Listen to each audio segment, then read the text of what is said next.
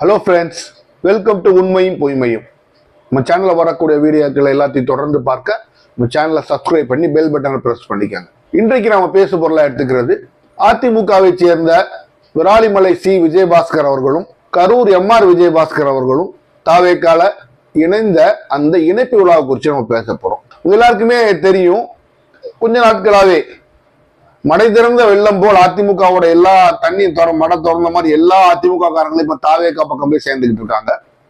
அதுல இவங்க ரெண்டு பேரும் ஹை ப்ரொஃபைல் அப்படின்னு ஆங்கிலத்தை சொல்ற மாதிரி முன்னாள் மந்திரிகள். அதுவும் நீங்க விராலிமலை விஜயபாஸ்கர் சி விஜயபாஸ்கர் நீங்க பாத்தீங்கன்னா தொடர்ந்து 3 முறை ஜெயிச்சிருக்கிறாரு.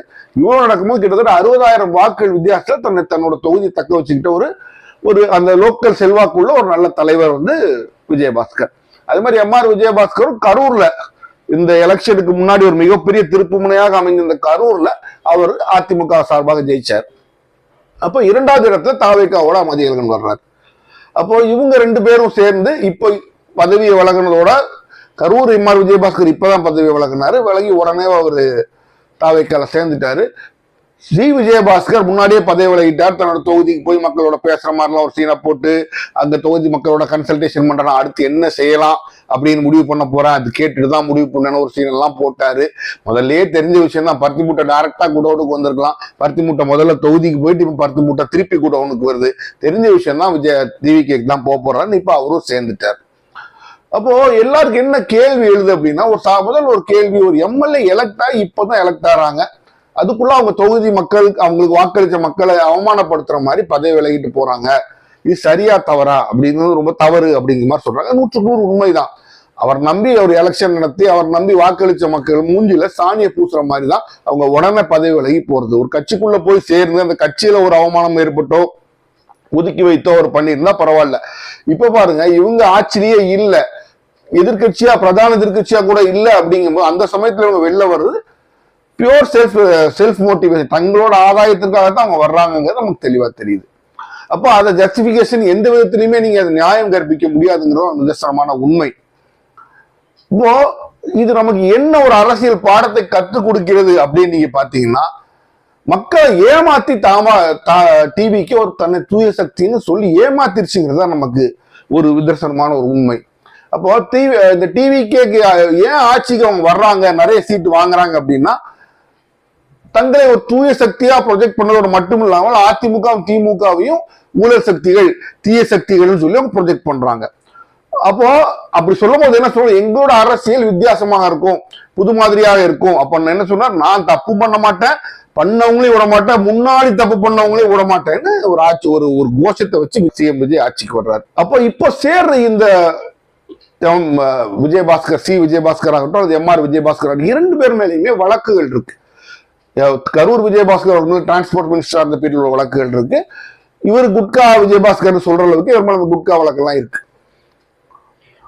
அப்போ வழக்குகள், தங்கள் மேல வழக்குகள் உள்ள இவங்களை அவங்க ரெடிமேடா தாவேக்கா சேர்த்துக்கிறதுல என்ன தெரியுது அப்படின்னா, கொள்கை ஊழல் ஒரு மண்ணும் நமக்கு பிரச்சனை கிடையாது. அந்த ஆளுக்கு அந்த தொகுதியில பசை இருந்ததுன்னா, செல்வாக்கு இருந்தது, மொத்தமா அந்த ஆளுக்கு பசை இருந்ததுன்னா தொகுதியில செல்வாக்கு இருந்தா நம்ம சேர்த்துக்கலாம், ஊழல் வழக்காவது மண்ணாவது அப்படிங்கிறது அவங்க பொதுமக்களுக்கு இன்னைக்கு சொல்லக்கூடிய ஒரு விஷயம் அதுவா தான் இருக்கு. அப்ப அவங்களுக்கு ஊழல் பண்ண மாட்டாங்க, ரொம்ப நேர்மையா இருப்பாங்க அப்படின்னு அவங்களுக்கு வாக்களிச்சவங்க அதற்குள்ள முடிவு சரியா தவறாங்க எடுக்க வேண்டிய சூழ்நிலை இன்னைக்கு இருக்கிறாங்க. அப்ப நீங்க பாத்தீங்க அப்படின்னா, இன்னொரு வாதம் அவங்க சொல்றாங்க, எடுத்தது மட்டும் என்ன தப்பு இருக்கு, அவங்களுக்கு எந்த விதமான சலுகைகளும் நான் காமிக்க மாட்டோம் வழக்கு விஷயத்துல. அது எப்படின்னு கேட்கிறேன். ஒருத்தனை உள்ள எடுக்கிறதே தப்பு, எடுத்ததுக்கு அப்புறம் நான் நேர்மையா இருக்கிறேன்னா, முதல் தப்பான விஷயத்தை நீ பண்ணி முடிச்சுட்டு போயிட்டிய.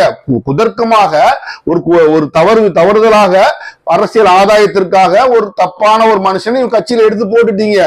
போட்டதுக்கு அப்புறம் இனிமேல் நான் ஒழுங்கா நடப்பேன்னு சொல்றது எப்படி நம்ம முடியும்? இது நான் திருட மாட்டேன்னு சொல்றதை ஏத்துக்கங்க அப்படின்னு சொல்ற மாதிரி இருக்கு. அதாவது நம்ம சாதாரண நம்ம பாஷையில சொல்லணும்னா, கரகாட்டக்காரன் படத்துல நாதசையான பலவாங்க அனுப்புனீங்க, ஆமா அவன் திருந்திட்டான், யார் சொன்னா, நாதசே சொன்னான் அப்படிங்கிற மாதிரி இருக்கு.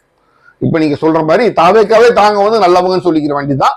ஏன்னா விஜயபாஸ்கர் கட்டினா திருந்திட்டேன்னு சொல்லுவாரு, ஆனா அவர் திருந்த போது நீங்களும் அந்த மாதிரி என்ன சொல்லுவீங்க, நாங்க எதுவும் செய்ய மாட்டோம், ஆனா செய்யத்தான் செய்வீங்க. இது அரசியல். நம்ம அரசியலை பத்தி நம்ம இதுல மாற்று கருத்தை மாறி நடக்கணும் அப்படின்னு நம்ம எதிர்பார்த்தோம்னா அப்ப நீங்க உங்க நடவடிக்கைகளுக்கு ஏற்ற மாதிரி இருந்திருக்கணும். அப்ப நீங்க முதல் தப்பு செஞ்சவங்க ரெண்டாவது தப்பு செய்ய யோசிக்க மாட்டீங்கிறதா ஒரு நிதர்சனமான ஒரு நேச்சுரல் கொராலரி அப்படின்னு சொல்லுவாங்க. ஒரு இயற்கையான ஒரு நடைமுறையா அதுதான் இருக்கும். அப்போ எம்ஆர் விஜயபாஸ்கரும் சி விஜயபாஸ்கரும் இப்போ அவங்க மேல களங்கங்கள்லாம் தாவேக்கால சேர்ந்து துடைக்கப்பட்டு சுத்தமானவர்கள் ஆயிட்டாங்களா? நிச்சயமா கிடையாது. அந்த வழக்குகள் இருக்கு, அந்த குற்றச்சாட்டுகள் அவருக்கு மேல இருக்கத்தான் செய்யுது. அப்ப அவங்கள குற்றச்சாட்டு உள்ளவங்க எல்லாம் உள்ள தூக்கிட்டு கொண்டு வரும்போது தாவேக்கா என்ன ஆகுது? தூய சக்தின்னு இல்ல. அப்ப திமுக மாதிரி அது ஒரு தீய சக்தி, அதிமுக மாதிரி ஊழல் சக்தியா இன்னைக்கு ஆயிடுச்சு. அப்ப நோ டிஃபரன்சியேஷன் இன்றைக்கு. அப்போ இனிமேல் நீங்க நாங்க நல்லவங்க, நாங்க தூய சக்தி, நாங்க நல்லாட்சி கொடுக்குறோம் நீங்க சொல்றது ஏற்றுக்கொள்ள முடியாத ஒரு விஷயமா இருக்கு. அப்போ கட்சி தாவல் அப்படின்னு பேசும்போது குதிரை பேரம்னு பேசுறாங்களே, அப்படி என்ன அப்படின்னு பார்க்கும்போது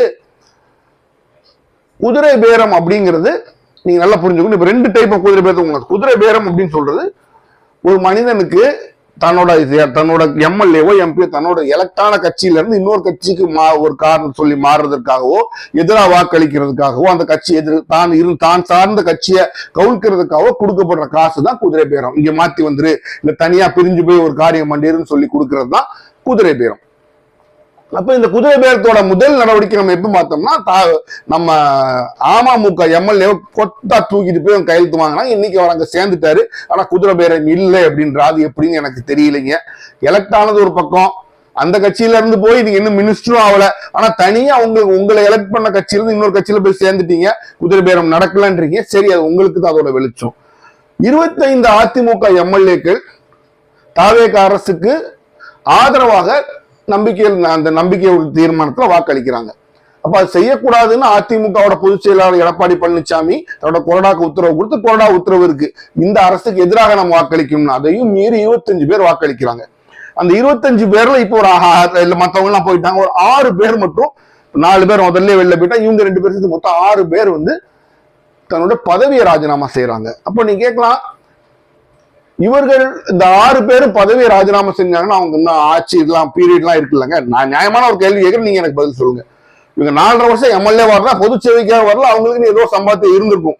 அந்த சம்பாத்தியத்தை விட்டுட்டு அவங்க நாளைக்கு எம்எல்ஏ ஆகலாம், ஆகாமையும் போகலாம் இல்லையா? ஏன்னா அடுத்து நீங்க தேர்ந்தெடுக்கிறது முதல்ல உங்களை தாவேகா கேண்டிடேட் அனௌன்ஸ் பண்ணணும். அனௌன்ஸ் பண்ணதுக்கு அப்புறம் நீங்க ஜெயிக்கணும். 2 நாள் தான் அடுத்து நீங்க எம்எல்ஏ ஆக முடியும். அப்ப கிட்டத்தட்ட 5 ஆண்டுகள் டேர்ம் இருக்கிற பீரியட்ல நீங்க எம்எல்ஏ ரிசைன் பண்ணிட்டு போறீங்கன்னா அப்போ அதற்குடைய இழப்பீடு உங்களுக்கு கொடுக்கப்பட்டிருக்கும் தான் நம்ம நினைக்க முடியும். இல்லைன்னு யாருமே சொல்ல முடியாது. என்ன வகையான இழப்பீடுங்கிறது யாருக்குமே தெரியாது. இந்த இழப்பீடை தான் குதிரை பேதம் சொல்றாங்க. 5 ஆண்டுகள் பொதுமக்களுக்கு சேவை செய்யணும்னு நீங்க வரல, 5 ஆண்டுகள் நம்மளும் நல்லா இருக்கணும், நம்ம வளப்படுத்திக்கணும்னா எல்லா எம்எல்ஏ ஆட்சிக்கு வர்றீங்க. அது யார தாவேக்காவா இருக்கட்டும், டிஎம்கேவா இருக்கட்டும், ஏடிஎம்கேவா இருக்கட்டும். அந்த 5 ஆண்டு எம்எல்ஏ பதவியை நீங்க திடீர் திறந்துட்டு போறேன் அப்படின்னு நீங்க சொல்றீங்க, திறந்துட்டு இன்னொரு கட்சியில சாடுறீங்கன்னா அப்ப அந்த 5 ஆண்டுக்குள்ள லாஸ் உங்களுக்கு இழப்பீடு பண்ணி கொடுத்தது யாரு? அப்படி 5 ஆண்டு எனக்கு பணமே வேண்டாம்னு இழக்கிறதுக்கெல்லாம் தயார்னு தியாகம் படுத்திட்டு போறதுக்கு நீங்க மகாத்மா காந்தியோ தந்தை பெரியாரோ கிடையாது, உலகத்துக்கே தெரியும். அப்ப அந்த 5 ஆண்டு கேப் உங்களோட லாபத்தையும் உங்களோட இன்கமையும் நீங்க விட்டுட்டு போறீங்கன்னா உங்களுக்கு காம்பன்சேஷன் கொடுக்கப்பட்டிருக்கிறது. அந்த காம்பன்சேஷனுக்கு பேர் தான் குதிரை பேரம். அப்ப அந்த 25 பேர் வாக்களிக்க போனாங்க பாத்தீங்களா? அப்ப அந்த ஸ்டேஜ்லயே நமக்கு தெரியும் ஒரு பெரிய சோஃபாவா போச்சு. ஏன்னா பாவம் எல்லாம் தரையில உட்கார்ந்து தான் பேசினாங்க, உட்கார்ற சோஃபா இல்ல சோஃபா போச்சு. அதையே குதிரை பேரத்திற்கான ஒரு ஆப்ஜெக்டா தான் அன்னைக்கு எல்லாரும் பொருளா தான் அன்றைக்கு பார்த்தாங்க. அதான் ஒரு நிதர்சனமான உண்மை. போற இடத்துக்குலாம் சோஃபா போச்சு. யானை வரும் பின்னே மணி ஓசை வரும் முன்னேங்கிற மாதிரி, தாவேகா பேச்சுவார்த்தை வரும் பின்னே சோஃபா வரும் முன்னேங்கிற மாதிரி எல்லா இடத்துக்கும் சோஃபா போய் இறங்குச்சு. அப்போ அந்த குதிரை பேரம்ங்கிறது நான் சொன்ன கேள்வி, 5 வருஷத்தை அவங்க இழந்துட்டு போறாங்கன்னா அவங்களுக்கு ஏதோ ஒரு காம்பன்சேஷன் கொடுக்கப்பட்டிருக்கு. நிச்சயமா என்ன பொறுத்த வரைக்கும் குதிரை பேரம் நடந்திருக்கூட வாய்ப்பு மிக மிக மிக அதிகம். கிட்டத்தட்ட நடந்திருக்குமே கூட நீங்க சொல்லிடலாம். அப்போ இவ்வளவு நடக்குது. இவ்வளவு நடக்கும்போது எனக்கு என்ன ஒரு வருத்தமா இருக்குன்னா, அதிமுக ஒரு கட்சி இருக்கு, அதோட பொதுச் செயலாளர்னு ஒருத்தர் இருக்காரு, எடப்பாடி எழுச்சவாய் பழனிசாமி அப்படின்னு. எப்பவும் பாருங்க வாயை தொடர்ந்து பல்ல காமிச்சுக்கிட்டே இருப்பார். இதுதான் அவரோட வேலை. ஒருத்தவங்க கட்சியை துண்டு துண்டா செதைச்சுக்கிட்டு இருக்கான, அப்போ கூட எதிர்த்து கோவப்படாம கீன்னு பல்ல காமிச்சு இது பண்றது தப்பு அது பண்றது தப்புன்னு ஏதோ சின்ன பிள்ளைகளுக்கு ரைம்ஸ் சொல்ற மாதிரி சொல்லிட்டு போறாரு. கட்சி என்ன ஆகும்? இப்ப என்ன ஆகுதோ அதுதான் ஆகும் கட்சிக்கு.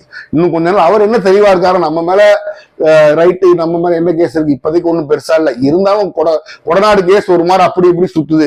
அப்ப நம்ம விஜயும் பாதிக்க முடியாது, பிஜேபி முடியாது, யாரையும் பாதிக்க வேண்டாம்.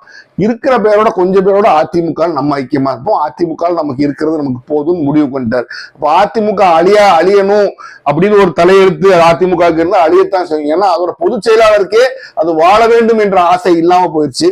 ஒண்ணு இனி அதிமுக டிராஸ்டிக்கா இவரை தூக்கி வெளியில வீசிட்டு வேற ஒருத்தர் கொண்டு வந்து மாத்தினா உண்டு, அப்படி மாறினாலும் கட்சி நீ ஒன்னா இருக்குன்னு நம்ம சொல்ல முடியாது. அப்ப அதிமுகவோட சரிவும் அழிவும் தொடங்கி விட்டதுனால கட்சியோட அழிவு கண்டிப்பாக தொடங்கி விட்டது. இப்ப இந்த 6 பேர் வெளில போறாங்க, இவங்களுக்கு என்ன நடக்குங்கிறத பார்த்துட்டா மித்தவங்க வந்து ரிஸ்க் எடுத்து அடுத்த காரியங்களை செய்வாங்க. அப்போ இதுல நீங்க பாத்தீங்க அப்படின்னா இது அரசியல்ல வந்து ஒரு நல்ல ஒரு செயல்பாடா அப்படின்னு பாத்தீங்கன்னா, இதுவரைக்கும் எந்த ஒரு கட்சியும் புதுசா தொடங்கணும்னு இப்படி அக்கிரமமா அநியாயமா ஒரு கட்சி பெரிய இருந்த கட்சியை உடச்சி எம்எல்ஏக்களை பிரிச்சு அவங்க எம்எல்ஏ ரிசைன் பண்ண வச்சு திருப்பி ரீஎலெக்ஷன் ப்ராமிஸ் பண்ணிருக்கான்னு சொல்றாங்க. இவ்வளவும் பண்ணது கிடையாது. வந்து ஒரு மாசத்திலேயே இவ்வளத்தையும் பண்ணிட்டு நான் தூய சக்தின்னு சொன்னா அப்போ நம்ம என்னத்தை சொல்றது சொல்லுங்க? அப்ப யார் தீய சக்தி? நீங்க தூய சக்தி. நான் திமுக கூட தீய சக்தி கிடையாது. இவங்க எல்லாம் 60 வருஷம் 40 வருஷம் பணம் கொட்டை போட்டு என்ன செஞ்சாங்களோ அதை வந்து ஒரே மாசத்துல நீங்க செய்றீங்க. அப்ப இனி விட்டா நீங்க என்னெல்லாம் செய்வீங்களோங்கிற ஒரு பயம் நிச்சயமா இருக்கத்தான் செய்யுது. இவ்வளவும் ஒரு சாரார் விஜய் அப்படிங்கிற ஒரு மனுஷன் ஒரு சினிமா நடிகரை நம்பி போட்ட வாக்கு தான். ஒன்னா இல்ல எல்லாரும் நான் ஏடிஎம்கே மேல டிஎம்கே மேல சினிமா மோகம் பெருசு, அவங்க மேல ஃபெட்டப் பண்ணவங்க மீதி கொண்டு போட்டது மீதி. இப்ப தனிப்பட்ட நபருக்காக போட்ட வாக்கு இல்லைன்னு தயவு செய்து சொல்லாதீங்க. ஏன்னா உங்களை ஓட்டு போட்ட 195 பேருக்கு உங்க எம்எல்ஏ கேண்டிடேட் யாருன்னே தெரியாது. இப்ப இவ்வளவு இப்படி ஒரு கேவலமான அரசியல் இது வரைக்கும் தமிழ்நாட்டில் நடந்ததே இல்லை. யாருக்கு ஓட்டு போட்ட தெரியாது, விஜய் கூட எம்எல்ஏ கேண்டிடேட் யார் தெரியாதுன்னு சொல்ற கேவலமான அரசியல் கிட்டத்தட்ட முழுக்க ஒரு 85-90% படிப்பறிவு உள்ள ஒரு தமிழ்நாட்டில் நடந்ததே இல்லை. கேவலமா இருக்கு உண்மை. அப்ப நீங்க எல்லாம் வந்து நாங்க வந்து எல்லாம் புரிஞ்சுதான் போட்டோம்னு சொல்றது ஏற்றுக்கொள்ள முடியாத ஒரு விஷயம். இவர் வந்து சினிமாவை காமிச்ச மாதிரி திருப்பிடுவாருன்னு நீங்க சினிமாவே பார்த்து நீங்க போட்டீங்க. ஒரே மாசத்துல அவர் உங்களுக்கு சில சாம்பிள்ஸ் காமிக்கிறாரு. இன்னும் நீங்க குதிரை பேரம் நடக்கல, அந்த 6 பேரும் சுயமா தான் முன்னால வந்து பதவி விலகிட்டாங்கன்னு சொன்னீங்கன்னா உங்களை விட கண்ணிருந்தும் கூறுறவர்கள் யாருமே இருக்க முடியாது. ஏன்னா நிதர்சனமான உண்மை அது. அந்த 6 பேர் ஒன்னும் காந்தியோ பெரியாரோ கிடையாது. அவனுக்கு அந்த 5 வருஷம் இழப்ப யார் ஈடு கட்டினா தான் அவங்க அதோட அதிகமா கொடுத்தா தான் அவங்க அந்த பதவி விலகி போவாங்க. அப்ப அதோட அதிகமா கொடுத்தது யார்? கண்டிப்பா திமுக கொடுக்க முடியாது. ஏன்னா திமுக ஏன் கொடுக்க முடியாது? திமுக ஆதாயம் இல்லை. அப்போ அவங்க யார்கிட்ட போய் பதவி விலக சொல்லி எந்த கட்சியில சேர்றாங்களோ அங்கெல்லாம் கொடுத்துருப்பாங்க. அவங்க எல்லாம் பதவி விலகி யார்கிட்ட போய் சேர்றாங்க அப்படிங்கிறது உங்களுக்கே தெரியும். இப்ப இதை நீங்க மைண்ட்ல வச்சுட்டு இந்த குதிரை பேரம் இவங்க எல்லாம் பதவி விலக ஒரு பெரிய இஷ்யூ ஆன உடனே திமுக 35 கோடி கொடுத்துட்டாங்க, 35 கோடி கொடுத்து செந்தில் பாலாஜி பேசிட்டாருன்னு சொல்றாங்க. சிரிப்பு தான் வருது. அந்த அது நடந்துதான் நடக்கலங்க ரெண்டாவது விஷயம். பட் அந்த அலிகேஷன் சொல்லும்போது சிரிப்பு வருது. ஏன்னா 35 கோடி வாங்கிட்டு நீங்க 15 எம்எல்ஏக்கள் சேர்ந்து ஒவ்வொருத்தரும் 35 கோடி என்ன பண்ணுமா? சபாநாயகர் பதவி விட்டாரு. சபாநாயகர் பதவி விட்டியாருக்குன்னு என்ன இருப்பது? இல்ல என்ன கவர்மெண்ட் கவுந்துட போதா? கவர்மெண்ட் கவுறதுக்கு 35 கோடி ஒருத்தர் கொடுத்தா 15 பேருக்கு 500-600 கோடி ஆகுது. சபாநாயகரை மாத்த கவுத்துறதுனால இவங்க 15 பேர் அங்க எழுதி ஓட்டு போட்டு கவுத்துறதுனால என்ன இருப்பது? ஒண்ணுமே ஆக போறது. புதுசா சபாநாயகர் வர போறாரு, அவ்வளவுதான் வித்தியாசம். இதனால ஒருத்தர் 500 கோடி கொடுப்பானா? முட்டாள்தனமா இல்லை. என்ன பொறுத்தவரைக்கும் இந்த அலிகேஷன் முட்டாள்தனமா இருக்கு. ஏன்னா ஏன் இதை சொல்றாங்கன்னா மே மாசம் 18ஆம் தேதி தான் விஜய் அவர்கள் வந்து அரசாங்க நம்பிக்கை தீர்மானத்துல பாஸ் பண்றாரு. இந்த காசு அப்ப கொடுத்துருந்தாங்க சொல்லி இந்த வருஷம் நம்பிப்பேன். அரசாங்கம் கவுத்துறக்கா பண்றாங்க, புதிய எலெக்ஷன் கொண்டு வர பண்றாங்க அப்படின்னு. அப்ப எதுவுமே பண்ணலையா? இப்ப எதுக்கு பண்றாங்க? ஜேசிடி பிரபாகர் அவர்களை வந்து தலைமை நம்ம ஸ்பீக்கர் பதவியிலிருந்து விளக்குறதுக்காக 35 கோடி பேர் ஜேசிடி பிரபாகர் அவர்களை ஸ்பீக்கர் பதவியிலிருந்து வழக்கி வேற ஒரு ஸ்பீக்கர் போட்டு என்ன ஆயிருப்போகுது? இல்ல உலகத்துல என்ன ஆயிருப்போது? மாற்றம் ஒண்ணும் நடக்க போறது கிடையாது. என்ன ஆதாயம் பணம் கொடுக்குறோம்? ஒண்ணுமே கிடையாது. அப்போ இந்த திரைமறைவு குதிரை பேரங்களை மறைக்கிறதுக்கு தான் அதை பேசுறாங்களோங்கிற மாதிரிதான் இருக்கு. ஏன்னா மே 18ஆம் தேதி கிட்ட நீங்க உங்களோட மெஜாரிட்டி நிரூபிக்கிறீங்க. அப்ப அடுத்த 6 மாசம் கழிச்சு அடுத்த நோ கான்ஃபிடன்ஸ் மோஷன் கொண்டு வர முடியும். அதாவது மே 18 நவம்பர் 18 தான் கொண்டு வர முடியும். இப்ப எதுக்கு அவங்க காசு கொடுக்கணும்? ஜூலைல எதுக்கு இந்த கம்ப்ளைண்ட் வரணும்? இன்னும் 5 மாசம் இருக்கு. அதுக்கு இப்பவுமே காசு கொடுத்தவங்க பிடிக்கணும். என்ன எம்எல்ஏ முடிக்கணும். இன்னைக்கு கொடுத்தமா நாளைக்கு ஓட்டு போடுங்கிறத எல்லா கணக்கும். அல்லது ஒரு 3-4 நாள் நடக்கக்கூடிய விஷயம். 6 மாசம் முன்னால காசு கொடுத்தாங்கன்னு கேட்டா அப்படி கேட்பாங்க இல்லையா? 6 மாசம் கழிச்சு தானே வருது. நீ சொல்ற நம்புற மாதிரி இல்லைன்னா அதுக்கு சொல்றதுக்கு ஒரு ஸ்டாக் என்ன சொல்றாங்க? ஸ்பீக்கரை ரிமூவ் பண்ணணும்.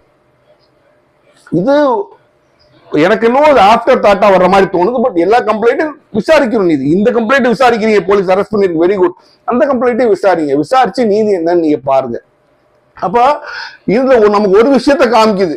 தாவேகா வந்து அதிமுகவோட திமுகவோட எந்த விஷயத்திலும் வித்தியாசப்பட்ட ஒரு கட்சி இல்ல, ஒரே கட்சி தான். இன்ஃபேக்ட் இன்னும் மோசமான கட்சி. ஏன்னா நீங்க ஓட்டு போட்டவங்க எல்லாம் யாரையுமே எதிர்பார்க்காம ஒரு தலைவர் மட்டுமே நம்பி நீங்க எதிர்பார்த்திருக்கீங்க. ஒண்ணும் அவர் எதையும் பேசவே மாட்டேங்கிறாரு. எல்லா விஷயமும் நடக்கும்போது அவர் அமைதியா ஒரு டைவர்ஷன் தான் கொண்டு போறாரு. மூணாவது இந்த மாதிரி நபர்கள்லாம் சேர்த்துட்டு நானும் அவங்க மாதிரி தான் காமிச்சிட்டாரு. அப்போ நீங்க அவங்க ஓட்டு போட வேண்டிய அவசியமே கிடையாது. அப்ப தாவேகா இன்று அதிமுகவோட திமுகவோட தான் கேவலமான கட்சிங்கிற அளவுக்கு நீங்க வந்து 2 வருஷத்துல காமிச்சிட்டாங்க.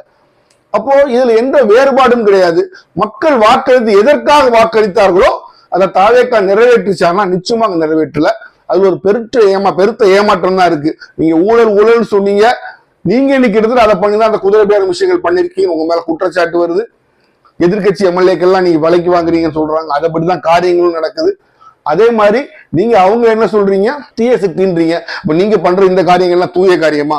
அப்ப யாரெல்லாம் எதிரிகளை என்ன குற்றம் சொல்றீங்களோ அதை ஒரு பங்கு மேலவே நீங்க பண்றீங்க.